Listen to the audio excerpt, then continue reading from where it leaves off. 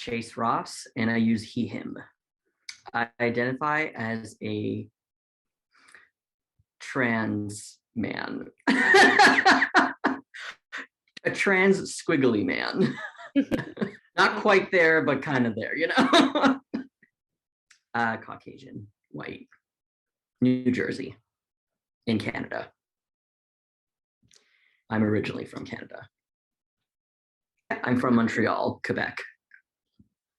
Yeah, so I identify as queer in all parts of my life, in like my sexuality and my gender identity. However, that's confusing for some people sometimes. So I tend to just say I'm trans or a trans man. I don't totally identify with the word trans man. I feel way more in touch with just the word trans. To me, that just encompasses everything, and it can confuse people, but I don't really care. But I tend to just like to use the word queer because for me, that just means not different, but like my own different. I don't know how else to explain it, but I really honestly love the word squiggle. Like I literally have a squiggle tattoo on my ankle because I've just said I identify as a squiggle like my whole life. Even like before I started to transition, I was like, I'm a squiggle. I'm not a boy. I'm not a girl. I'm a squiggle. I'm in the middle of the middle, you know, things like that. So the only thing I can think of is that I feel that when I talk about my identity and how I identify and perceive myself, many people would categorize that as non-binary. And I have no problem with that. However, I personally don't identify with the term and the identity non-binary. I like not binary. Yeah. I don't know. I have no idea. I feel like non-binary, it's not something that I'm completely closed off to forever. I feel like maybe I will feel maybe attached to it or connected to it one day. Like I'm not closing that door, but there's just something like I just don't 100% feel connected to it. That might honestly be because I transitioned such a long time ago online, and I feel like there might still be some internalized stigma with the term non-binary because of all of the stuff that happened like on Tumblr in like 2010 and stuff like that. Like, I just feel like that might be part of why I personally don't identify with that word, but I love that word. I love that, like that identity and the expression, like it's great. But yeah, for me, there's like a block there. And my inclination is that it's because there's some form of stigma that I still have towards myself. So I would say I wear them quite often because I review them. So I don't have any favorite one. I do have a favorite one, actually. I lied. Yeah. But I do. I would say multiple times a week. Yeah. For personal use and also for reviewing use, because I have so many products and different underwear and harnesses that I need to review. So I need to try them out for, a couple of weeks at a time. My favorite packing underwear is from Cake Bandit. It's like a Trans Guy Supply is the name of the company, and Cake Bandit is the brand of underwear. They're just so comfortable. They have briefs and they have boxers. They even have like an STP underwear. I like literally have it right here beside me. Like just filming a video with it. They're my favorite. They just feel really comfy. Great. So this is the STP underwear.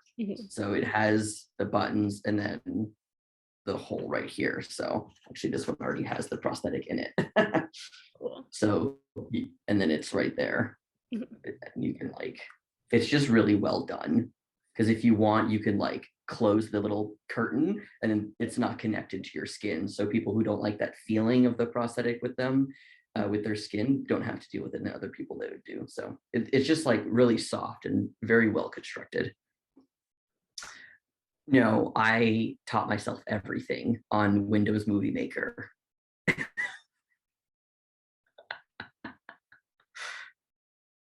Yes, so I played around with Windows Movie Maker when it was the only thing that I had. It was available on my computer. And over the years, I decided to explore bigger platforms, I guess. So I went on YouTube and I looked up like what are the best editing softwares, and um, I had a Mac at that time, and Final Cut was like the one that you use if you have a MacBook. So I decided to get that one. And honestly, I learned everything that I know because of YouTube regarding to like how to edit videos, how to add like effects, how to do fonts, how to like add everything. I mean, sometimes you can just figure things out, but man, YouTube is just all knowledge. It's fantastic.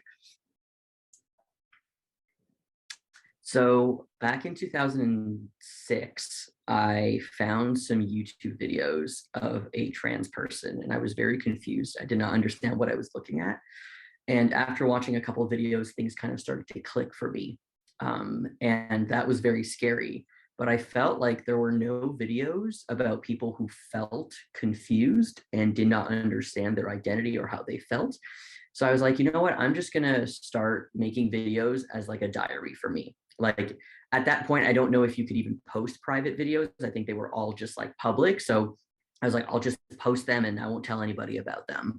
And I just wanted to like talk about how I felt and how scared I was. And honestly, those videos are like so raw and so real. And unfortunately, they're all gone.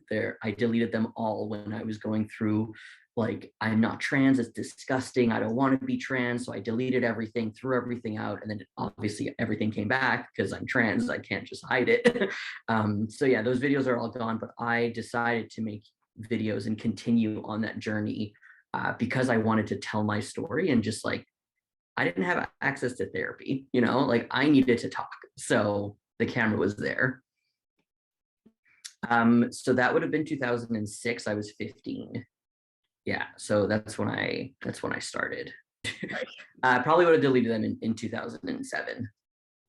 So in the beginning, I focused on myself and how I felt, and when I started hormones and the process for that. And so that was pretty easy to figure out what to talk about. I'm just going to talk about my changes month to month. I'm going to talk about the process of how to get surgery.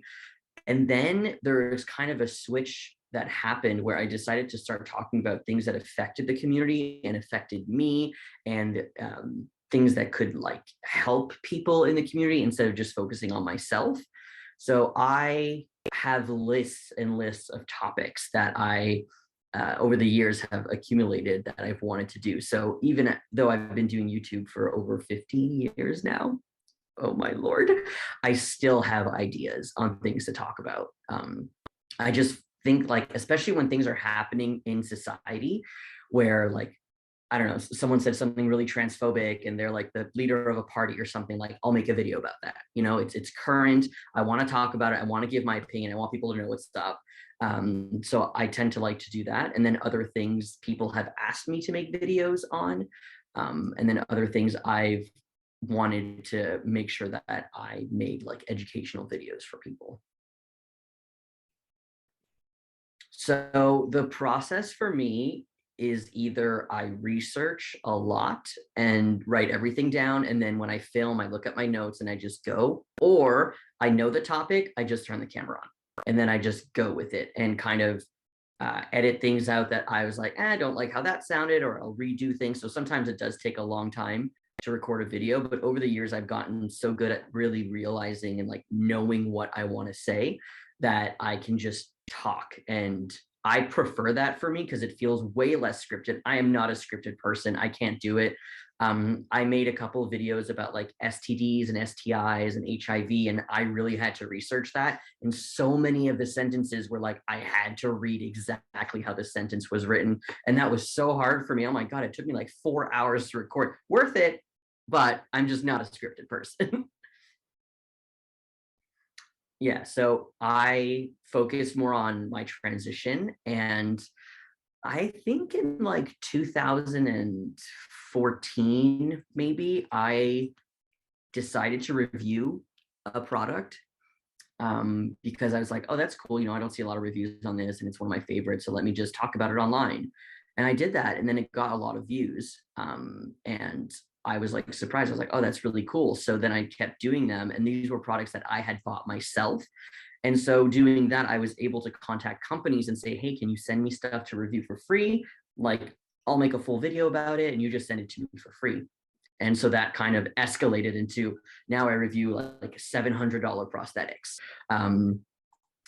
and more to make sure that, you know, people know what they're buying before they're spending that much money. So I feel like it was me talking about me, and now it's me more giving back and giving as much information as I possibly can so that, you know, people don't waste their money or their time. Yeah, I talk to people who follow me a lot. It'll either be like in the comments on my YouTube channel. If they'll ask a question, I'll try to answer as best as I can. Most of the time it's questions or just comments on my Instagram posts or my DMs. I look at all my DMs. I don't open them all just because it's overwhelming. Sometimes it's just, I don't like I'm not in the right headspace, or I'm just like, I don't really know the answer to this. So I'm just not going to answer it. Or sometimes people are real strange. So I just kind of, but most of the time, if the question is like pretty simple, I'll absolutely answer. I got a DM yesterday, somebody asking like, what's the best pack and play?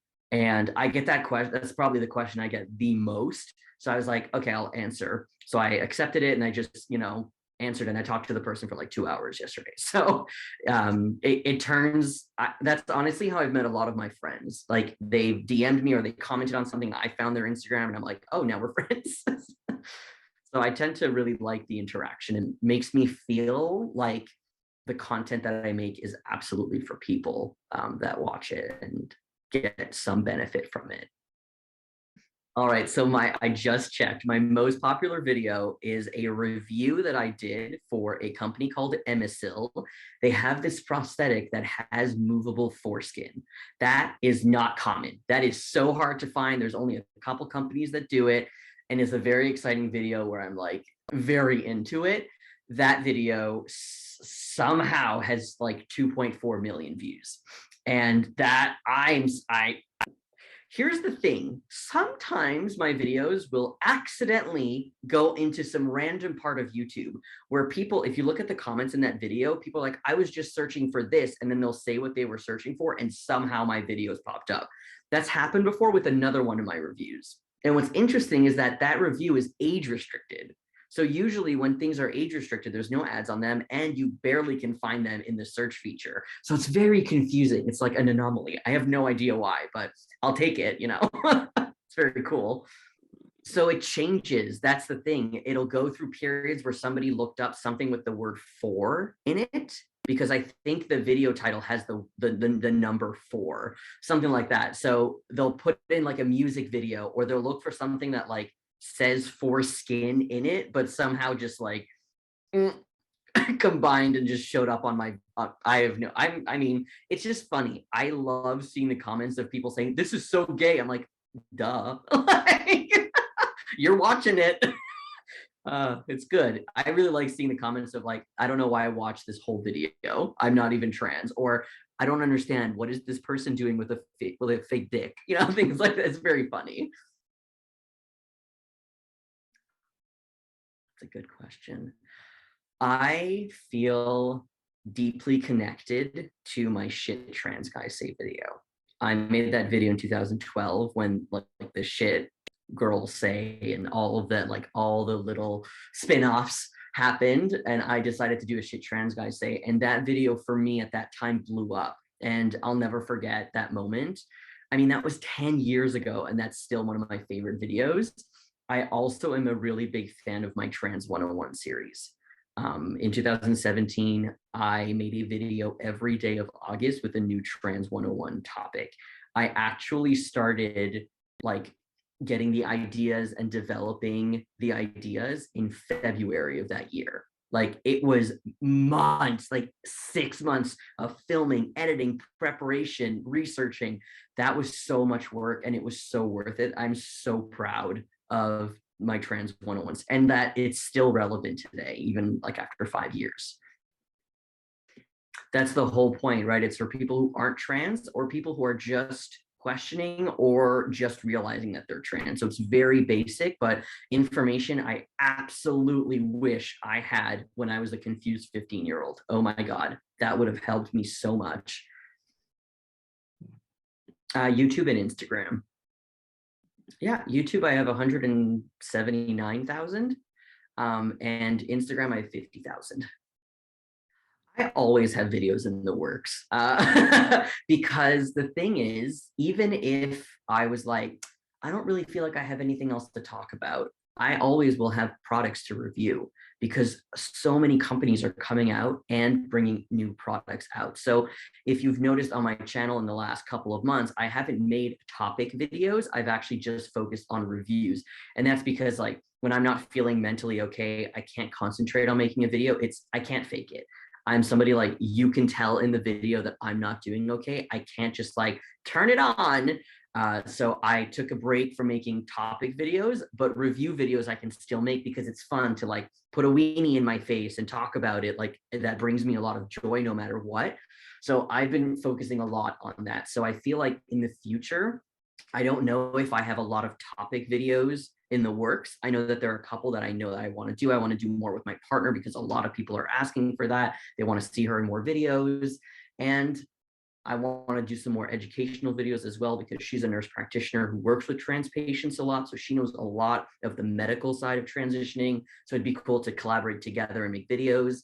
But I will always have products to review, always. And that excites me a lot. Like the product I was talking about before, that's $700.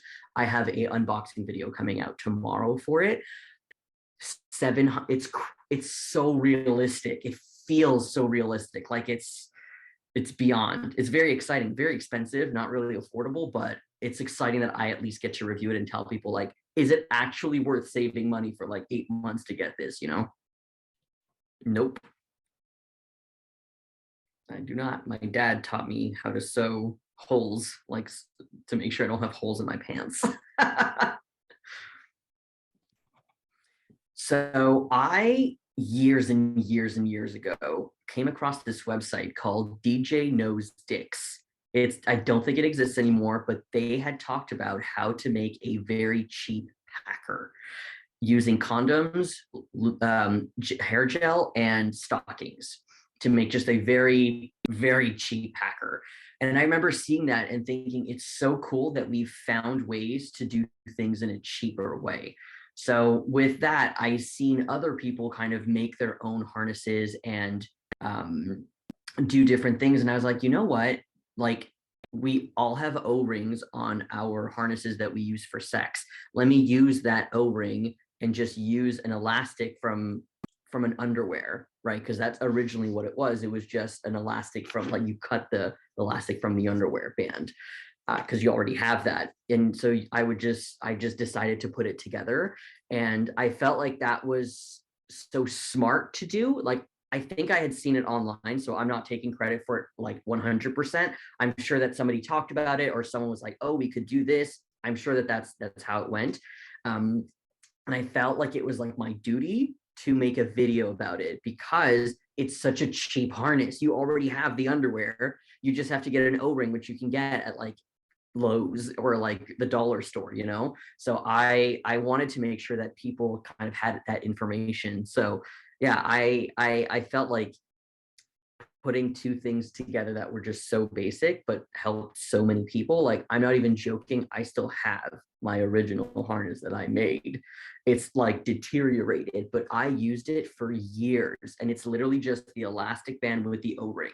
It's so basic, but it just held up, you know? I I wanted to help people because I realized how easy it was to make this, even if you don't know how to sew, because I don't know how to sew barely. I don't even know if I did it right. You know, like there's cords and like string everywhere. And I'm just like, hopefully it doesn't tear apart. But it was just kind of to show people like, even if you have no money, because, you know, at that time I was super young. I was like, I don't know, like 20 or 21 when I made that video.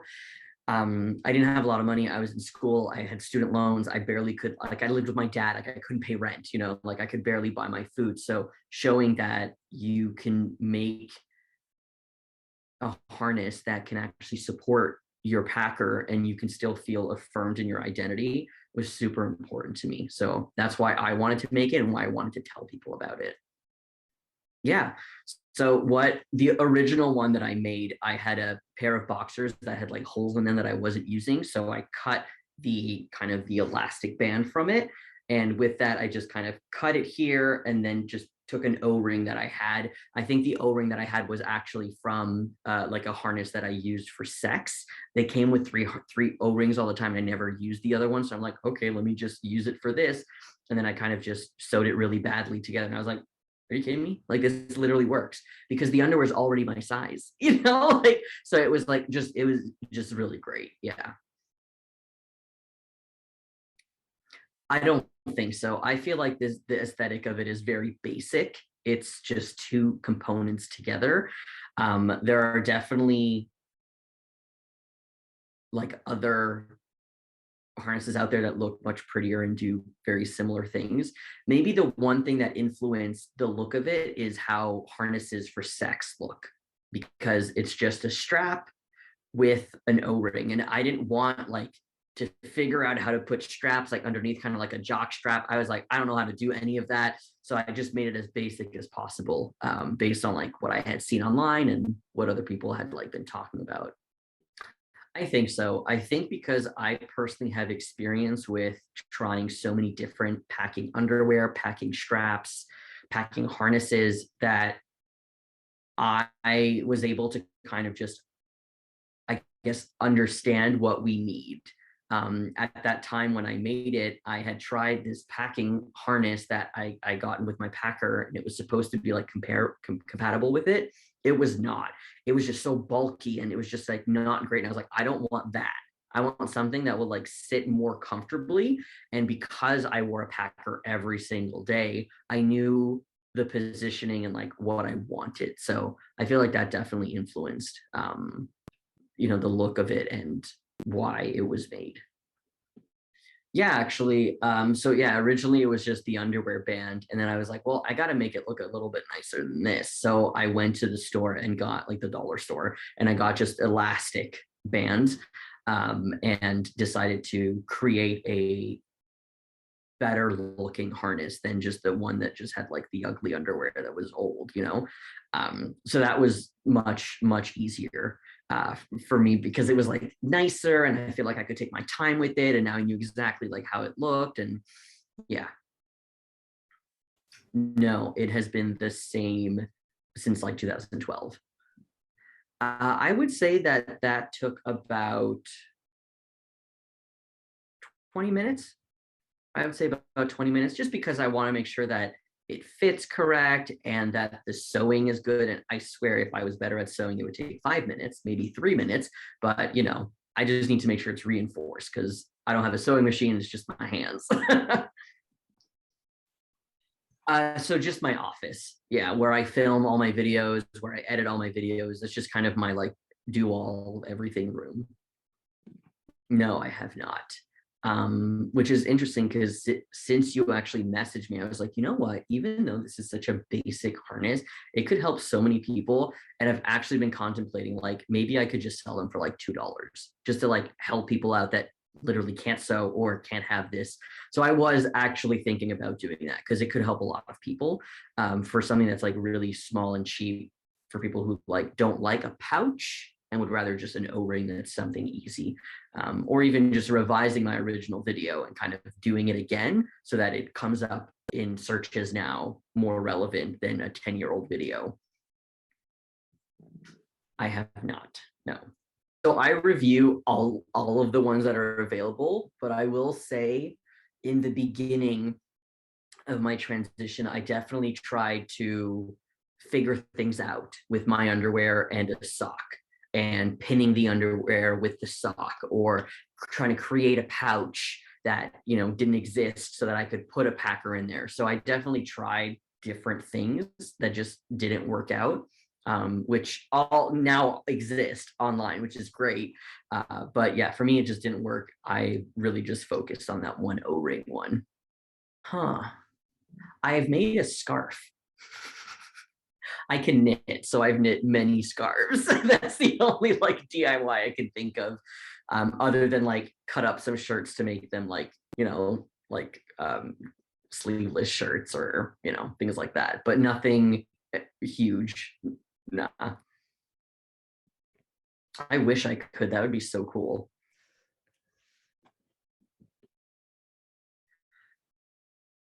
No, I think that everything that I said, basically that I just really wanted to make sure that people had this information of a very, very doable and cheap harness, even for somebody who like doesn't know how to sew. It's all about accessibility, honestly. We need to share the information we have in this community, and most of us do, which is great. So, what I do, so it's now I'll talk about now because like and in the past, I like to make I like to binge make my videos. I don't make one video one day. That's useless to me. I'm setting everything up. I'm gonna make at least three. So what I tend to do is I write a list of videos that I'm going to record reviews, anything that I want to talk about. I set everything up, drink some water, and then I go. And I'll film 3 to 7 videos in one day. I'll take a little break, eat some lunch, and get back to it. I'll tell you, it's exhausting. However, I get all my videos filmed for the next 2 months, which is really great. And then the next 2 months, I can edit them. The one thing that just is like about that is that the ring light is bright. And when you're looking at it for like 6 hours straight, you start getting a real headache. However, I still find that it's worth it for me. I'd much rather do all of that on one day. And usually it's actually on Tuesdays. My partner's not home. I'm all alone at home. So I can go ahead and just make my videos on my own time, not worry about any noises in the house, nothing. I can just do it. So I tend to like to do it when there's no one, when it's quiet, and when I have all day to not even stress about it. I can do it now. I can do it in an hour. So that's what I tend to like to do. Just relax. I don't like to feel pressure in making a video. I like that I'm able to express myself completely and not hide any part of me. I've talked about mental health issues, being in the hospital. I've talked about health issues that I've had. And some of it I feel like is embarrassing because there are some videos where I'm like about to have top surgery and I'm literally crying because I'm terrified. And I feel like that's a little bit embarrassing because I shouldn't be crying. I should be excited. However, I'm able to express myself and really explain like what's going on in my head and that it's okay that you're going through that as well. So I actually kept all those videos up of me like crying and being scared and nervous because when I first posted it, people were like, this is really helpful. I felt the same way. So I was like, oh, okay, I'm not alone. So I really, really like being able to express myself and being able to help people and knowing that I'm not alone and that they're not alone. So it really making videos for the last 15 years has really like given me such a big sense of community and in helping others. And that's what I love to do. I just love helping people. I've had giveaways before where I've given over like $15,000 worth of stuff. Like it was huge. Oh, I miss doing those giveaways. But having a sense of community is just so rewarding. So that is my favorite part about making these videos, the sense of community and how rewarding it feels to know that I'm helping people. Yeah, I absolutely do. I've had so many different like projects here and there over the years, and I feel like that's really brought the community together. Years ago, I did a trans enough project where people would send in little clips of themselves saying just very quickly, like, why do you feel like you're not trans enough? What has somebody told you that made you feel not trans enough? And putting all of those clips together in a video was so powerful because so many people had similar experiences and it helped I feel like the people who were in it and people watching, it helped them grow and understand like, oh, we are trans enough. This is just what people say. Like it doesn't matter what they say, it matters what who I am and what I think. So I definitely feel like that brought the community together. And I feel like a lot of my other videos, especially the reviews, help people in the community kind of figure things out in terms of what they want and what they don't want. And through making all of my YouTube videos, I've been able to have like meetups, which is really awesome to like meet people who watch me. Like they know everything about my life. I know nothing about you. I'm used to it now, but in the beginning that was freaky. But but I really enjoy kind of bringing people together. And in that regard, like people become friends from being at these meetups that they wouldn't have been friends before. I also feel like my videos extend outside of YouTube. I do presentations at conferences. More recently, I do the Philly Trans Wellness Conference, where I do a show and tell of all the prosthetics and the packing underwear that I have, all the top ones, because I have way too many. I can't do them all. but it's 3 parts. Like it's 3 hours nonstop of me talking about prosthetics. And so many people come to these presentations, whether it's virtual because of COVID or actually in person. It's so rewarding to see everybody in front of me and like I'm making people laugh, you know, throwing wieners all over the place. And I feel like it just makes everybody feel way more comfortable about this topic that sometimes might feel like not super comfortable. I feel like I am mostly part of the trans community. That's mostly the viewers that I have and the people who watch me and who feel connected or helped from my videos, mostly the trans community, more like the trans mask. And I have a lot of non-binary followers because I'm very vocal about like non-binary people are real. And if you identify as trans and non-binary, that's fine. Whereas other YouTubers online are super against that and like, who am I to say that you're not valid? You know what I'm saying? So because I'm super open and super chill about it, I feel like I do have a lot of non-binary followers, and absolutely, I completely feel like I'm able to help people. I think a lot of families also, people who are curious because their kid just came out to them or their sister just came out to them or their brother just, you know, I feel like I have a lot of allies or wannabe allies come to my channel to learn. Not necessarily YouTubers, but I'm very close with a lot of the trans people in the community who sell and make their own like packing underwear, packing straps. Over the last couple of months, I've become very close to the owner of My Pack, who makes it's again just a nice strap, but it's a pouch up front. So it looks like a jock strap without it being connected. I feel like I'm very close to that company. I've reviewed a lot of their products and I'm very vocal about like them being a trans owned company. So I feel very connected to them. I'm also close to Banana Prosthetics, that company. They make packing underwear as well. So I feel like because I review them, I'm in a position that not a lot of people are in, that I'm very connected with a lot of these companies, because then I can talk to them and say like, hey, like, do you need help like developing something? Or if you have any, like if you want to send me something and I'll like give you my opinion on it, like I have no issues doing that. So it's nice to like be friends and connected with people who make prosthetics and packing underwear and harnesses.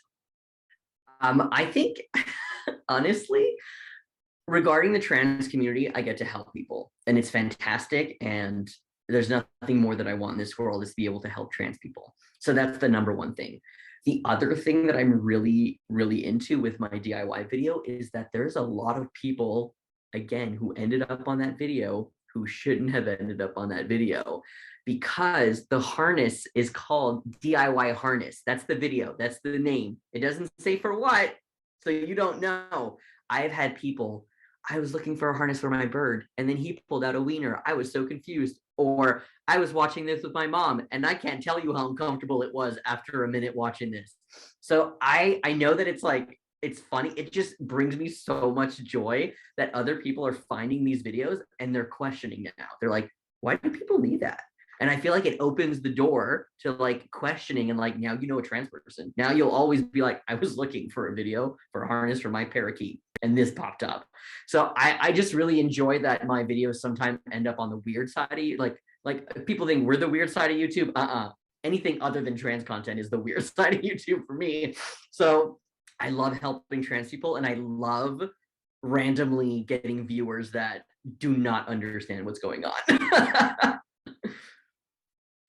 And I'll say to this day, I still get comments of people being confused. I was looking for a harness for my dog, like literally to this day. I love it.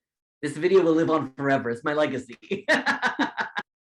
Not that I can think of. I could see how some people might want to like take advantage of somebody who either like makes products and sells them and like says, oh, I want this for free, or things like, I could understand how people um could feel like there's negative aspects, but for me personally, I have not found any negative aspects to it, only positives, because people get to, you know, see a very easy and accessible and cheap harness to make.